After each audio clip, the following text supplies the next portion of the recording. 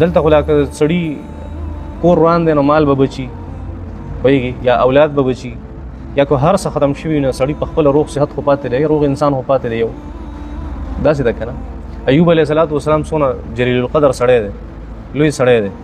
او صحت یې ترې واغېستو کور یې ترې واغېستو خاندان یې ترې واغېستو مال و دولت یې ترې واغېستو ایوب علیه السلام اخره کې د خولې نه ډېره عجیبه خبره ووته او الله ذکر کوي چې وایوب اذ نادى ربه انی مسنی الضر ایوب علیه السلام الله ته آواز وکړو چې خدایه انی مسنی الضر ما ته تکلیف رسېدلی الله ته یې څه وي چې یا الله ما ته تکلیف رسېدلی او انت ارحم الراحمین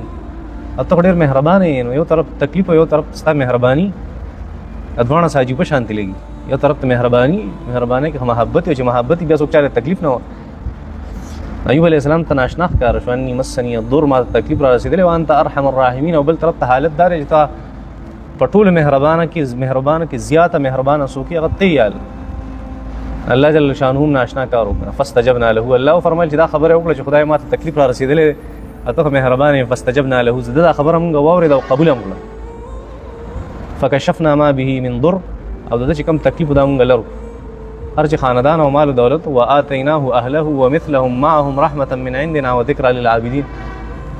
دته مو هغه خاندان هم ورکړه کوم چې مې اغوستی و د هغې سره هم نور خاندانونه هم ورکړه وآتیناه اهله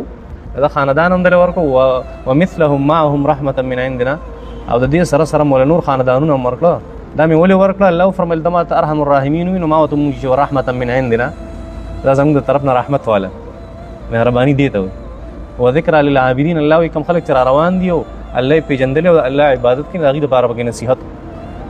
زموږ خو مسلمانان یو که داسې حالات راځي په دې کې زموږ دپاره نصیحت دی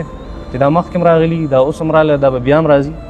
په داسې حالاتو کې د ایوب علیه السلام په شان صبر چې انسان وکړي او په دین باندې کلک ودرېږي نه الله جل شانه څه کوي الله جل شانه ولا خاندان هم ورکوي مال و دولت هم ورکوي صحت هم ورکوي هر څه وله ورکوي الله جل شانه چې په یو ځای د هر څه لرې کړه نو په یو ځای راوستی هم شي واپس دې ته الله خیر خبره مې دا کوله چې دا څو ورځې ډېر ګډوډ وي دا هم راته پته نه لګي څه ورځ دا ټایم څه دی دا به څه کي هېڅ په پته یې نه پوهېږو چېرته لاړ شو کوم خوا وتښتو امداد له لاړ شو که امداد به له ولېږو که څه چلو غزا الله جل شانه د هغې په حال رحم وکړي او الله د نورو مسلمانانو په حال هم رحم وکړي کوم چې چېرته غلا ته ناست دي د امداد نه 5000 جیب ته اچولی او دا چپه کړی او دغه شانتې هلته تللی او د هغې خلکو چې کوم کورونه وران شوي د هغې مال و دولت هغه جیب ته اچول او ځان له پټول د هغه ځای نه او په لارو کوڅو کې ودرېدل په دې اوبو کې دا پردي لرګي او دا څیزونه رانیول دا ټول حرام کارونه دي او که چا داسې کړي که نه دا واپس کوي په آرام باندې دا حلال نه دي دا حرام دي دا سمال غنیمت نه دی دا پردی حق دی اول چې د مسلمان نه څه څیز پرېوته په لاره کې د شریعت حکم دا دی چې دا به نه راشوت او که د لاس ورلو راشوت پرې کو بیا ټول ذموار به ته دا به هغه له رسۍ که پېژنې که نه ځان سره بیا ټول عمر سنبال کړي که نه یې پېژنې دونه غټه ذمواري دي په سر واغست امام ابو حنیفه ویلي که نه وایي چې ته په ژوند کې چا نه یم دوکه کړی او زنانه دوکه کړی وم وایي دا څه شی پروت دی او زنانه راته وایي چې دا لږ راواله وایي چې هغه مې څنګه راواغسته ځمکې نه ما ته وایي چې بس پسې مالک ته حواله کړه یو هو ما ته چا وایي چې دې له ګوتې وروړه ځکه چې څیز مې راواغستو چا نه پرېوتی و دا به اوس مالک ته رسول غواړي زما ذمهداري ده دا ډېره لویه ذمهداري ده او الله به هم چېرته نور خراب کړي ورې دا څیزونه هغه واپس کول غواړي هر چا راغستي هر چا په هر ځای کوم خلک چې په سیلاب کې لاړو او